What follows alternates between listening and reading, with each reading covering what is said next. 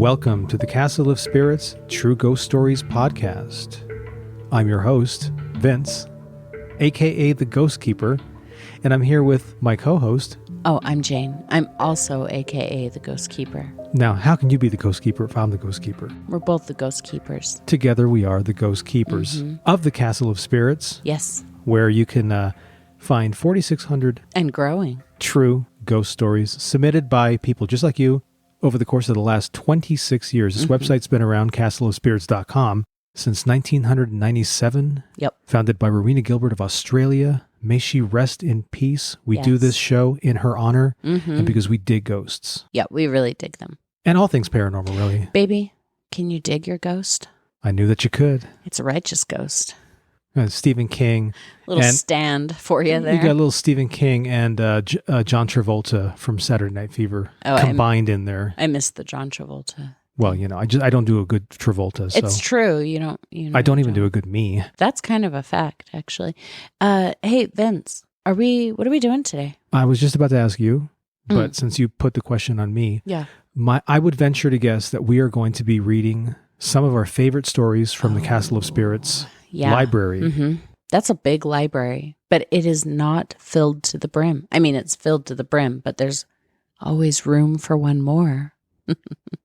So if you have any stories that you would like to share with us, friends, pop on over to castleofspirits.com/submit and, tell us your stories, man.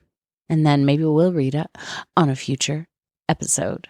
So why don't you go first, Jane? Oh. I understand that you've got a story that's itching to be told.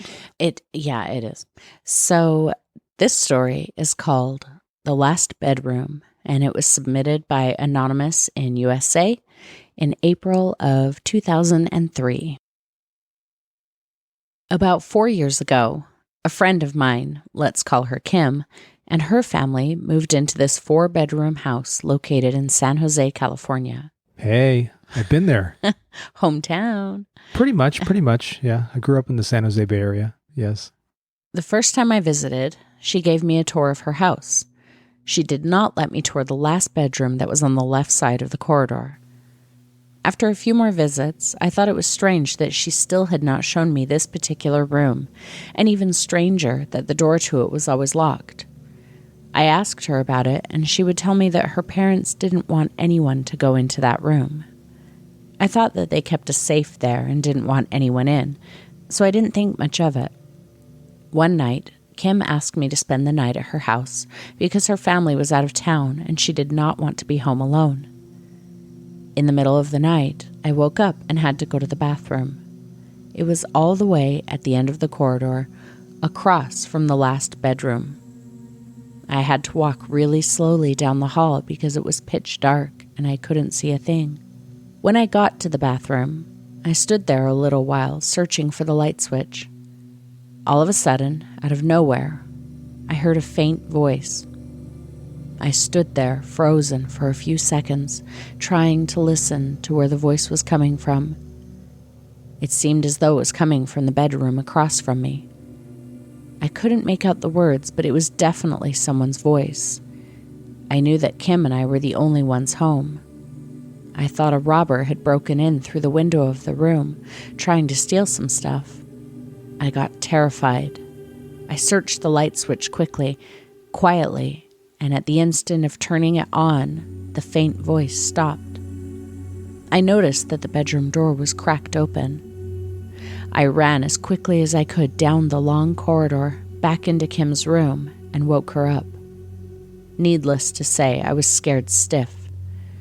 She tried calming me down as I frantically tried to explain to her what I had heard. We turned on all the lights, searched almost all the rooms, and came to the last bedroom. I remembered seeing the door cracked open then, but why was it locked now? I told Kim about it, and she shrugged. My heart was racing as Kim and I stood in front of it. I told her I didn't think it was a good idea to open it, and that we should call the cops. She said that if the robber were there, he would probably have gone by then. She tried opening the door, but it was locked. We stuck a knife in the crack of the lock to pry it open. I asked her why it was locked. She told me she didn't know why her parents didn't want any of the kids going in. After about half an hour of picking at the crack, we finally got it to open. We turned on the light. Immediately upon entering the room, I could feel the goosebumps popping up on my skin. It was freezing. We could see the cold air coming from our breath. The room was almost completely empty. No one was there. No bed, no drawers, no stand, nothing but a carpet floor, a light bulb on the ceiling, a window on the right wall, and oddly, a small piece of yellow cloth with red Chinese words posted directly on the wall across from the window. We didn't know what the writing said. We're not Chinese. "I think we just got robbed. Everything is gone," she told me. The odd thing's that the window was locked. There's no sign of a broken entrance. The robber could not have gone through the door and down the hall without us knowing. We immediately called the cops and reported a robbery. They told us that the robber might have gone out through the front door. We were too shaken up to go to sleep. Kim and I decided to stay up that night. It was around 6 a.m. when all of a sudden we heard a loud crash from the room next to us. Startled, we both hopped up from the bed. We clung on to each other, and Kim grabbed the knife in her hands. We slowly walked out of her bedroom and down the corridor to see what was going on. We noticed that all the doors were open. We were terrified. We knew someone had come in the house again because we closed all the doors the night before. We came to the first bedroom, her brother's, and were shocked to see that everything was thrown around. His clothes, his comic books. No one was there, but the posters on the wall were torn down, the drawers were knocked down, and the bed mattress was flipped upward. The rest of the rooms were wrecked the same way. It was not robbery because nothing was missing. The doors to the entrance of the house were locked, and so were the windows. After that night, Kim stayed at my house until her parents came home. Her parents, being highly superstitious and were firm believers of the supernatural, told her about the last bedroom, that it was meant to be kept empty and undisturbed. They informed her that the previous owner of the house had committed suicide and died a horrible death in the room. Before they knew about the death, they would go into the bedroom and it would be freezing cold all year round, no matter what season it was. They would wake up in the middle of the night hearing whispers and heavy breathing from the bedroom and down the corridor. Her parents, in fear of startling their kids, kept their knowledge of the encounters and of the history of the house to themselves. Kim's younger brother once woke up feeling a chilly hand on his face. Oftentimes, he would wake up with unexplained, painless bruises everywhere on his body, as if someone had pinched him. We found out that her little brother stole his parents' keys to the bedroom. He went in out of curiosity. A Buddhist monk, a friend of the family, warned her parents to keep the door locked at all times and no one was to open it. Once in a while, he would come to the house and put these yellow pieces of cloth on the wall of the bedroom with Chinese writings on them, supposedly to keep the spirit at peace. To this day, Kim and her family still remain in the house. The family is at peace as long as the last bedroom door remains locked and undisturbed. So thank you again to Anonymous in USA for submitting that story in April of 2003. Vince, what did you think?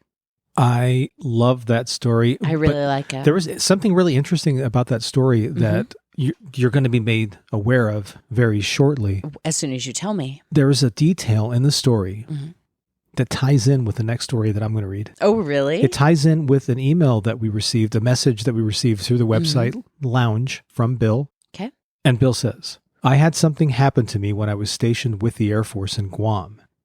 People from Guam believe that the Tatamonas trees have spirits or ghosts living inside of them. If you disturb one or disrespect it, it will do you harm with a scratch where you could get really bad flu sick. Interesting. Now that mention of the scratch reminds me of a pinch. as you mentioned in your last story. And he did kind of disrespect them by just bursting into the room that was always locked. True.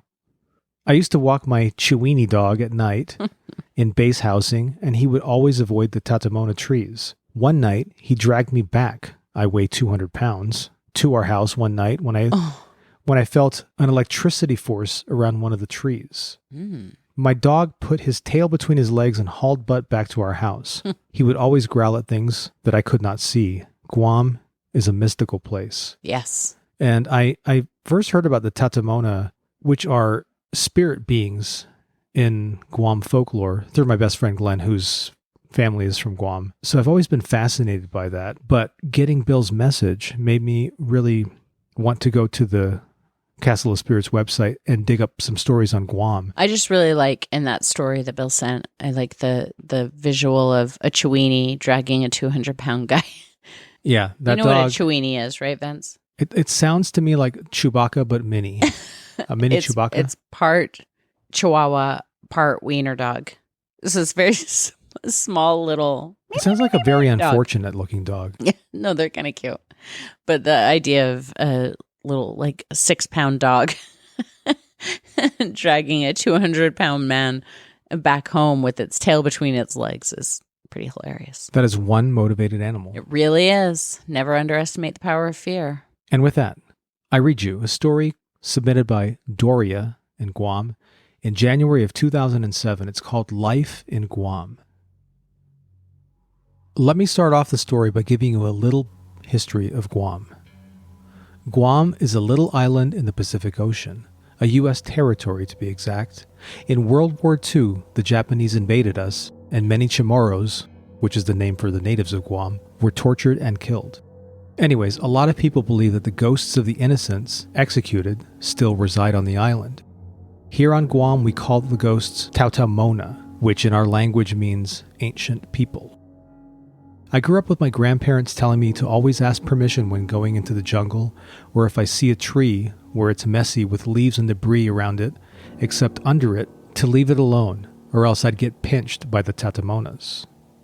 There's two kinds of pinches.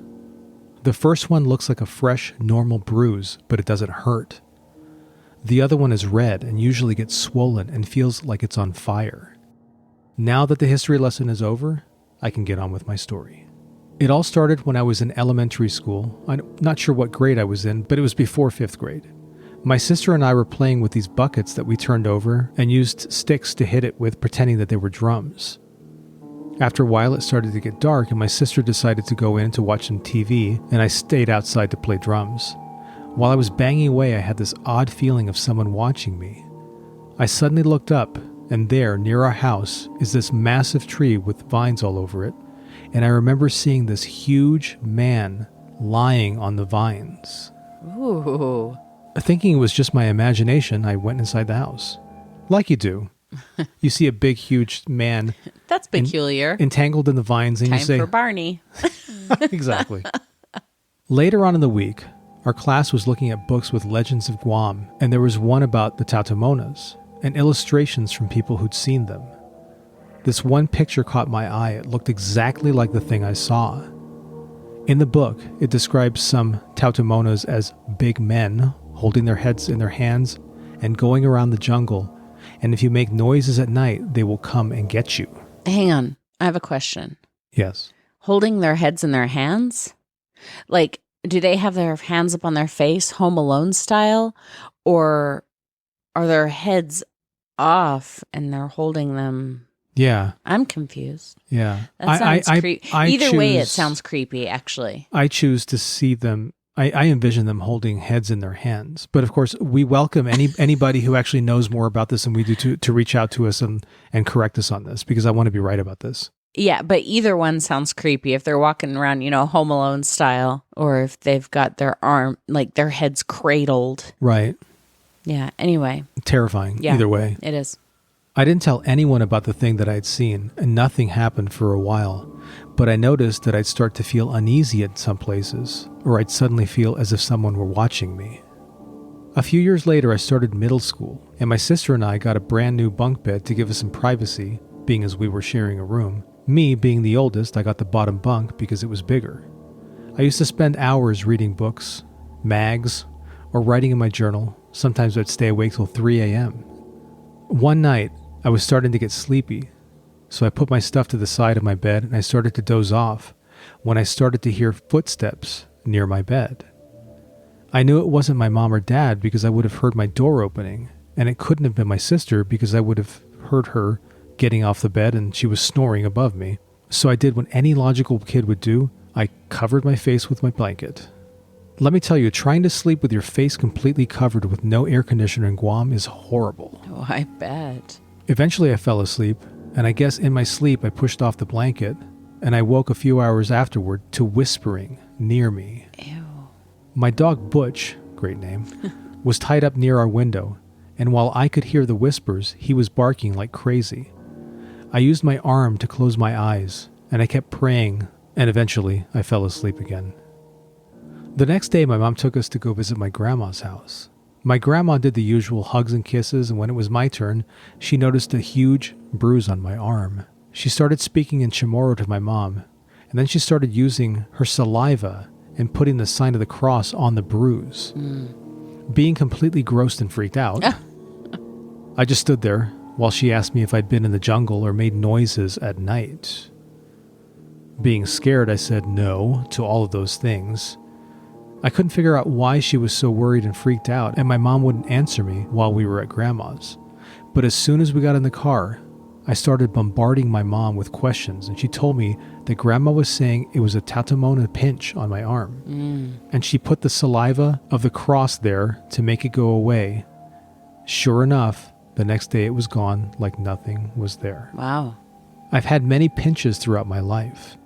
My uncle, who's a Serrano, said they liked me, so I've used the spit and cross method many times. Anyways, every night I would hear these footsteps and voices, and it became natural to fall asleep to. Then my sister and I got new beds when we were growing out of our bunk bed phase, and once we got rid of the bunk beds, the voices stopped. I came up with a theory that they only bothered me when I was alone, and since my sister and I were on the same level, they didn't bother me anymore. 2 years passed, and no occurrences happened.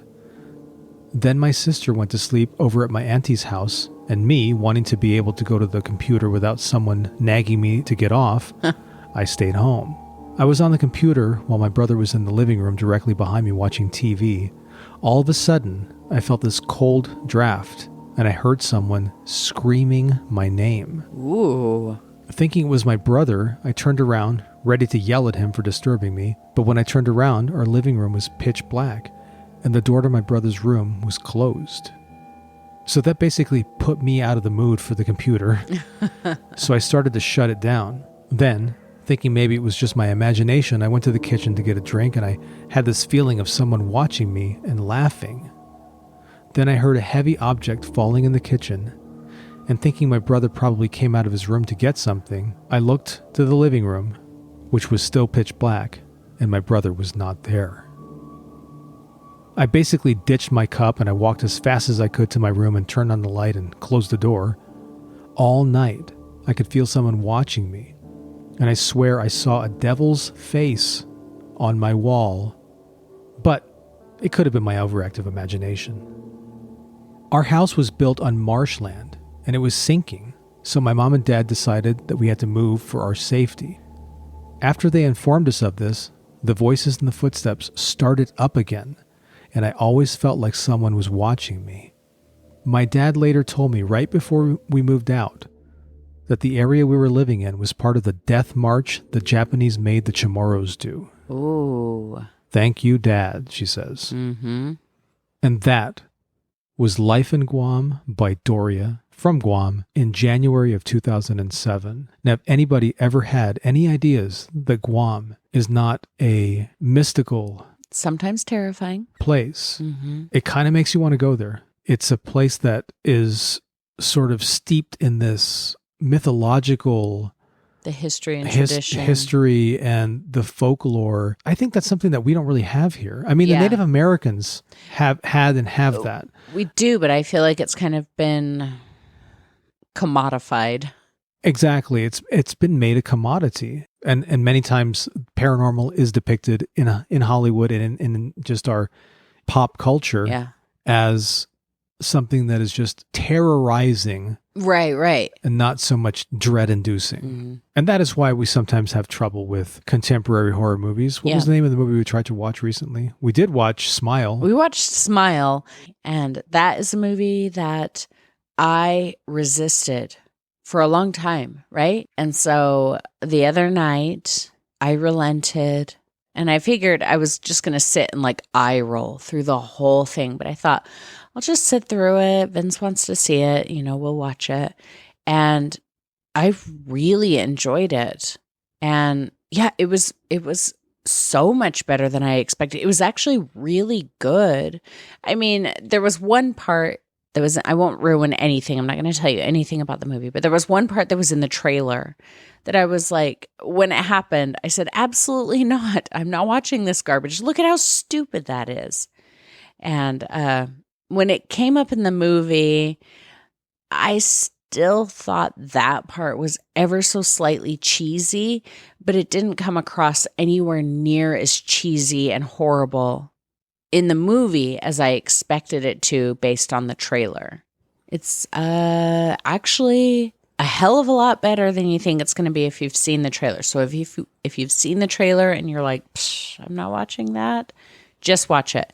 If you haven't heard of it, don't watch the trailer. Just watch the movie. So how many thumbs up would you give it? Out of how many? 2. You only have 2 thumbs. Oh, can I give it like... You can give 1.5. Give it like 1.5, maybe 1.65 out of 2.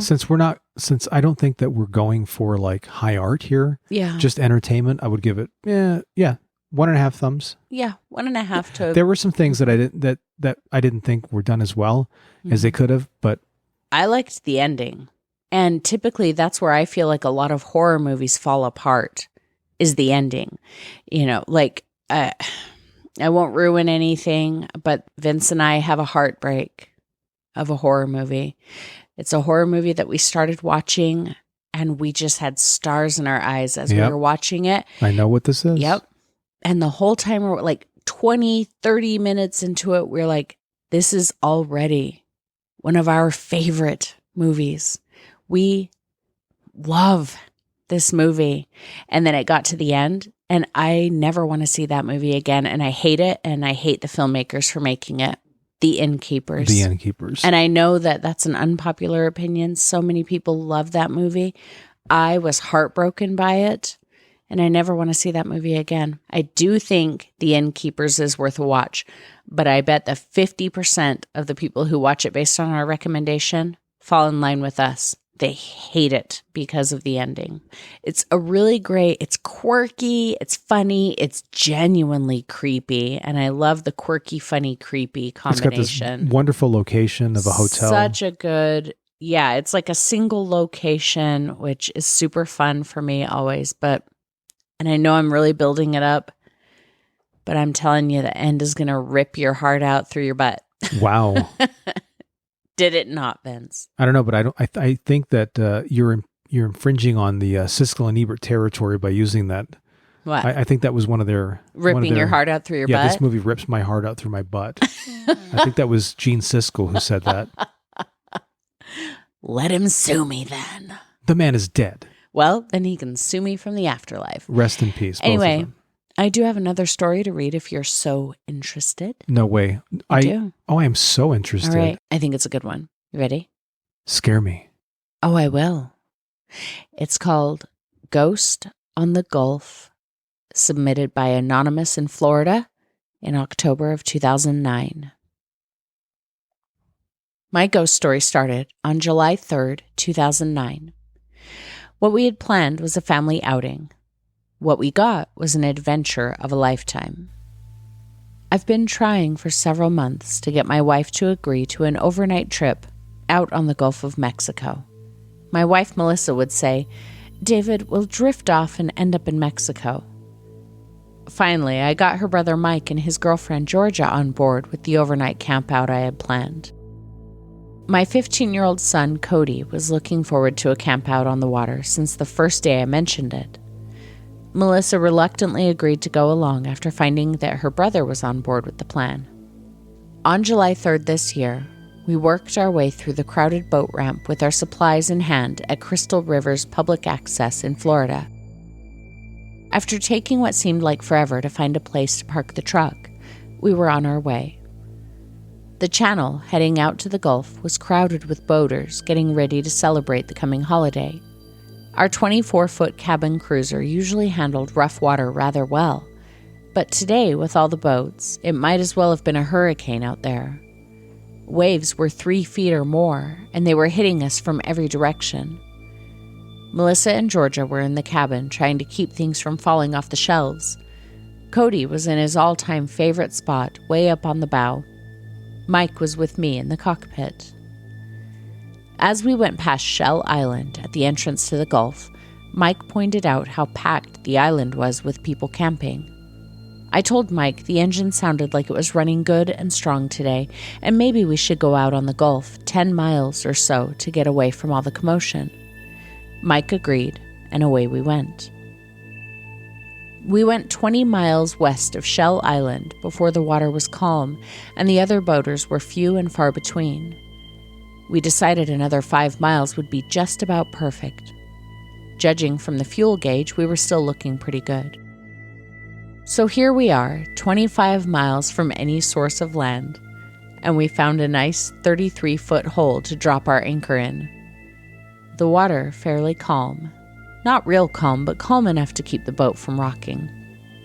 Wow. 25 miles out? Yeah. People go 25 miles. I'm not a boater. Yeah, I didn't realize that was a thing that happened. I think that's a far. Isn't that far? It seems far to me. I mean, 25. I don't even like to be 25 miles away from a city, like in the middle of nowhere. Like we're camping. I'm really happy if I can see in the distance and lights and stuff. Okay. Cody was fishing off the bow. Melissa and Georgia were cooking on the deck. Mike and I were just sitting back, telling fish stories and reminiscing about things from our childhoods. We weren't really paying much attention to the time, and before we knew it, night was starting to set in. I told Mike that my plans were to stay a little closer to Shell Island and then catch the fireworks over Kings Bay the next night. Mike, on the other hand, was quite happy right where we were. I had Cody pull the anchor up, and we started heading due east. We only made it another 4 miles before I was having a hard time seeing what was ahead, and I really didn't want to wrap my boat around a channel marker or run up on one of the many oyster bars. We managed to find another hole that was 27 feet deep, and I could hear the local chatter over the Marine VHF radio. We dropped one anchor over the back and my storm anchor over the front, just to put Melissa at ease over drifting. The GPS said we were staying perfectly still. I had 2 brand new marine batteries on board, and we were on battery 1, so leaving the anchor light and fans on all night wasn't a problem at all. About 11 p.m., Melissa and Georgia were in the cabin with the table set up playing cards. Cody decided he'd had enough and was snoring away in the bunk. Mike and I were trying our luck at some night fishing and listening to a few CDs. Mike was up in the bow with his pole, and I was sitting in the back. All was silent except for the women and their card game. All at once, Mike yells, "Dave, did you hear that?" I told him I didn't hear a thing. Mike said, "I heard a bell ringing about 3 times or so." I told Mike I thought it was a screw that came loose in his head. A few minutes later, just as Mike said, "Do you hear it?" I heard it as well. I heard a bell ring 3 times that sounded like it came from the southwest. I stood up and looked, and at the same time Mike and I saw what looked like a light flickering in the distance. The light was exactly southwest from our position. We heard the bell again, exactly 3 times. I felt a panic in my chest. I thought we had drifted, and it was a lighted buoy with a bell, probably Port Richey or Tampa. I got up and ran over to the GPS to see where we moved to. The GPS showed us on the exact spot we anchored. I shut the GPS off and turned it back on just to refresh the satellites and make sure it wasn't stuck. It still showed us dead on the anchor spot. We checked the anchors to make sure they were secure. They were. By now, we were hearing faint voices coming from that direction. Mike and I agreed that it must be another family on a boat spending the night. Then we wondered if the 3 rings from the bell meant they were in trouble. I tried to call the other vessel on the marine radio, with no luck. I left the radio on scan, just in case we were on a different channel. By now, the women were up in arms and panicking. Cody was out of bed and wondering what all the commotion was. Mike suggested we pull anchor and go see if they needed help. I, on the other hand, decided that we should hold off a few minutes and think things over before possibly putting ourselves in harm's way. It's hard to see the shallows and oyster bars in the pitch-black night. 30 minutes had gone by, and the bell was still ringing. The light was still flickering, and the voices were getting somewhat louder. I even thought that the ringing was more distinct, and the light was brighter than before. I wasn't sure if they were or if it just seemed that way because I was tuned in on them. Another half an hour had gone by, and sure enough, they were getting closer. I knew we weren't moving, but they were headed our way. It's now 1:30 a.m., and some vessel or something is headed our way. It wouldn't be long before we would see it. I started the motor to not only bring battery number 1 up to charge, but to have enough power to work the spotlight. I wanted whoever was out there to know where we were. I did not want some partying drunks to run into the side of us. Besides, maybe we could see what was going on, and if someone needed help, we could help. The spotlight in their direction showed absolutely nothing. The odd thing was that with the spotlight off, they looked to be no more than 400 yards away and closing in.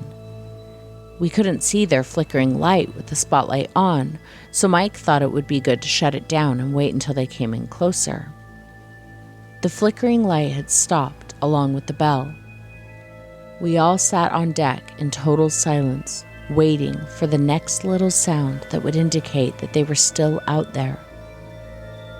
A half hour had passed with no sounds, no lights, and no voices. A cool breeze had picked up, and there was a light to moderate chop on the water. Not a one of us felt the least bit tired.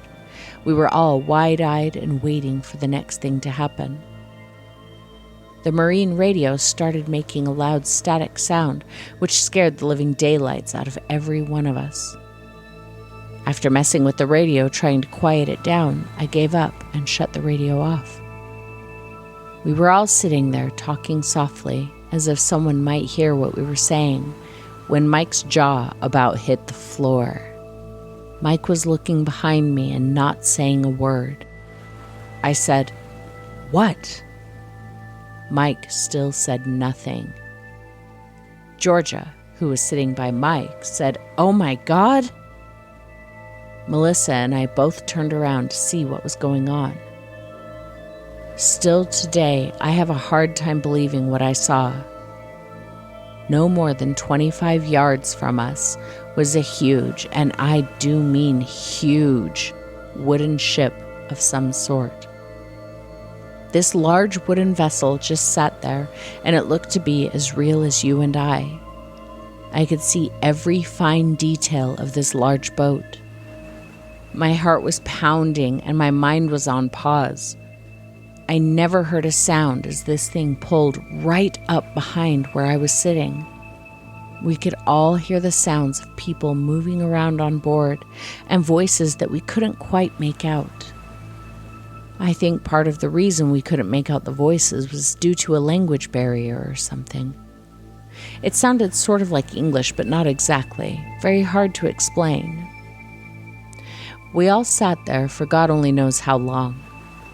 It was as if we were paralyzed and all track of time was lost.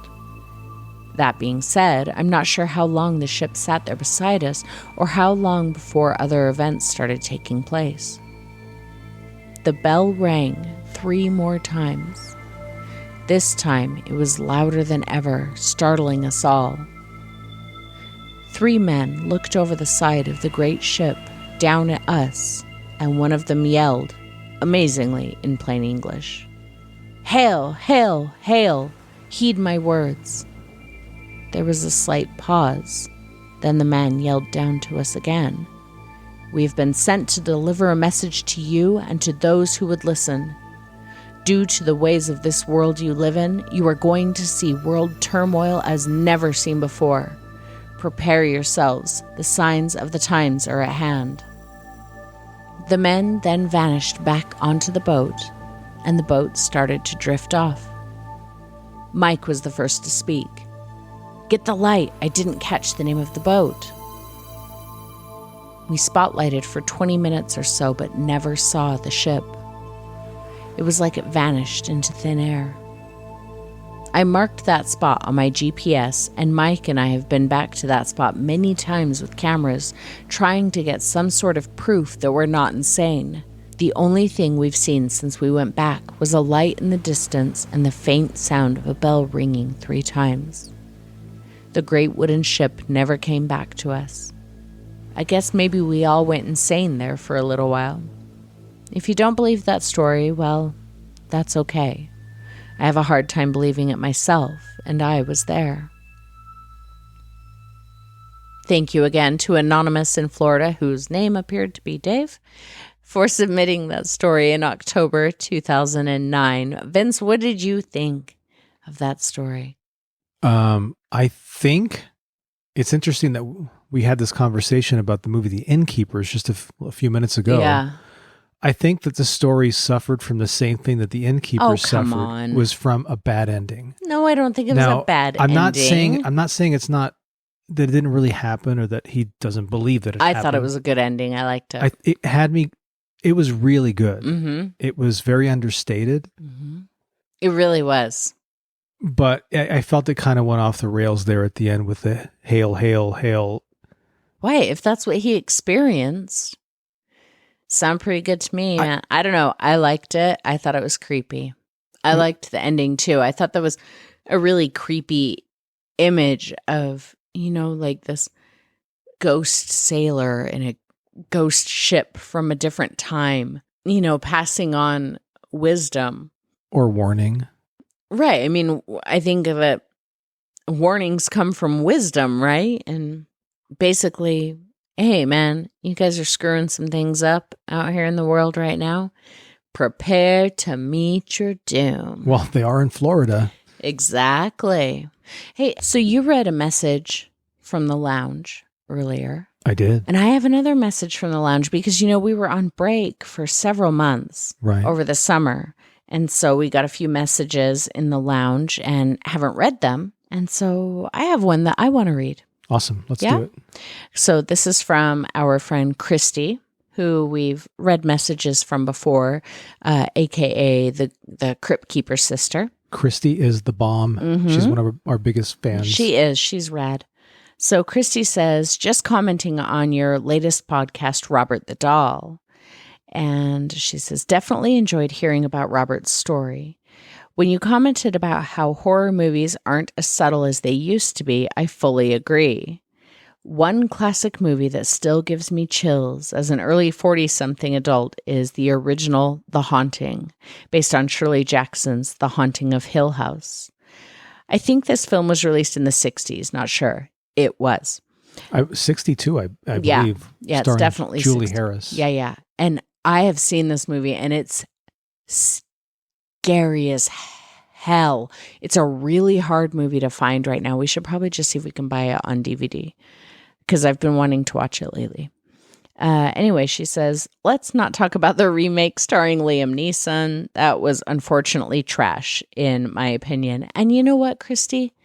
In my opinion, too. Yeah. It really was pretty garbage. Some of the things that she likes about it, it's in black and white. I think I kind of feel like that's a bonus, yeah. Mm-hmm. It's filmed a long time before there were special effects we have now. Yeah, CGI just straight up ruins things. Yeah. And using just subliminal sounds / background noises with subtle music to underscore the scary scenes, you can almost feel how scared the characters would be in those scenarios if it was real. And it's true. I think that a lot of times in today's Hollywood horror movies, they rely on these orchestral hits to, underscore a jump scare.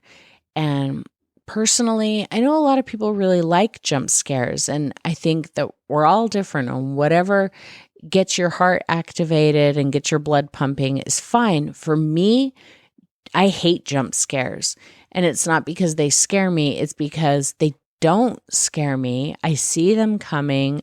Very rarely do I jump when watching a movie, and when a jump scare happens in a movie, I typically just roll my eyes and get irritated. Well, that's the thing, is that they don't scare you. They startle you. Yeah, but I don't even get startled by them. I would say 95% of the time. Well, but the thing about it is that it gets to the heart of what the problem is in a lot of contemporary modern horror movies, is that the makers of the movie don't even understand what is scary. Yeah. It's like, oh, it scared you, right? Because you jumped out of your seat. No, I've had things scare me, like frighten me and did make me jump out of my seat. Yeah. Very rarely. But a startle, a jump scare, if I know that the movie's loaded, I know there's a movie on Netflix that says like it's got the highest number of jump scares ever, and I have no interest in seeing it whatsoever. When I saw that, I was like, thanks for letting me know. I'll be avoiding it, because if you're touting the number of jump scares in your movie, you're telling me that you have nothing else to offer. No substance. There's no atmosphere. There's no storyline. There's no, to me, it's not worth watching. Yeah. Give me a slow burn any day. Yes, a slow burn with no jump scares, just atmosphere and mood that builds and maybe never pays off. I'm okay with that. I love anticipation. And the jump scares, it's just kind of like constant off-gassing, right? There's a little bit of pressure, let it out. A little bit more pressure, let it out. You're not able to like build that anticipation. And gas is a very appropriate. You're equating jump scares to farts right now? Well, they both stink. That's a fact, people. That is a fact. Speaking of emails from our friends and listeners. Let's do it. I have one here from David. Oh, my good friend David, who I went to high school with David. That's right. And he says, regarding the Voice in the Attic episode, when I was part of a ghost hunter group, I didn't know. Did you know that he was in a ghost hunter group? I didn't know that either.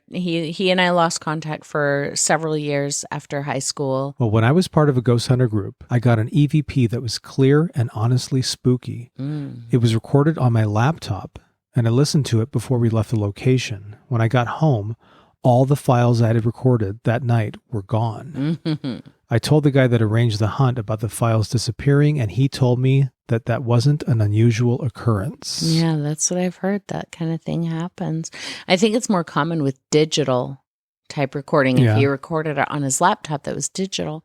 When I used to go out ghost hunting, it was all analog. We recorded on tape, and we would get anomalies that, sounded like electromagnetic type interference, but we didn't get things deleted because it was, a physical recording. So let that be a lesson to you, David. With analog from now on. With all your Pac-Man and your digital recording on laptops and things like that. Ted Nugent. And your Dan Fogelberg music. But you know what, Vince? We have one more message in the lounge that I want to read. It's from a guy named Castro. And he just simply says, "What's up?" Oh, yeah? Yep, just what's up. So, Castro, let me tell you exactly what's up. Ghost stories, I guess. Ghost stories are up. Yeah. Up with ghost stories, down with drama. See, you can really message us in the lounge and just say, "Hey, what's up?" And we'll read your message. Yeah, apparently. So what's up right now, Castro, is we just told some stories. I hope you listened. I hope you enjoy them. We're about to be super thirsty and beg people to submit their own stories, and so that we can grow the castle library and potentially read your story on our next podcast episode. That would be super rad. Yeah, if you know anybody, or if you yourself have had a really freaky experience of any sort. This is a True Ghost Stories podcast, but we also talk about other things too. Yeah, just a straight up mysterious, weird thing that happened. Friends, we're here for it. It doesn't have to be a ghost. Just weird. Weird is good. Cryptids are good. Vampires, I mean, whatever. Are vampires real? Sure. Oh, wow. Yep, we're here for all of it. If you have a story to tell, just a weird-ass story, we are here for it. Let's hear what you've got. Mm-hmm. But then finally, I do actually have a real message to read. So in August, Philippia, I believe that's how it's pronounced, she sent us an email and she said, I read your piece on ghosts in Charing. So that's a story that's in the Castle Archive, Ghosts in Charing. I found it fascinating as I also used to live in Charing for 20 years, but hadn't heard any of these stories. Am I allowed to know the name of the author of the article? I'd also like to thank them for explaining why Charing has seemingly become so quiet and a bit depressing. I couldn't fathom what had happened, and now I know. Many thanks. So, unfortunately, Philippia, the story, it was submitted to us many years ago as anonymous, and we don't have any idea who the person is who submitted it. But yeah, that is a great story as well. And there's actually going to be a link to that story in the show notes. So if you'd like to read that story as well. Also, I would like to let her know, if she's listening, that on the Castle of Spirits archive of all the stories that we have, you can type in Charing as a search term and it will pull up see if there's any other stories that have to do with that location. So try that out and let us know what you find. Yeah, for sure. And on that note, Vince, I do hear the music ushering us on our way. I've thought I've been hearing it for a minute, but yeah. No, I think you're just crazy. But okay, wow. But you could just be crazy from the spirits. Wow, maybe I'm just crazy for you. No, that's probably not it. But anyway, yeah, we better go before the castle librarian comes in, because that guy is creepy. Oh God, my card is expiring this month. And you have library fees that you need. Oh shit. Light fees. But we live in the castle. Yeah, he still is collecting. Oh God. And he's serious. All right. Yeah. All right, let's get out of here. We better go. Everybody, thanks for listening, and we'll scare you next time.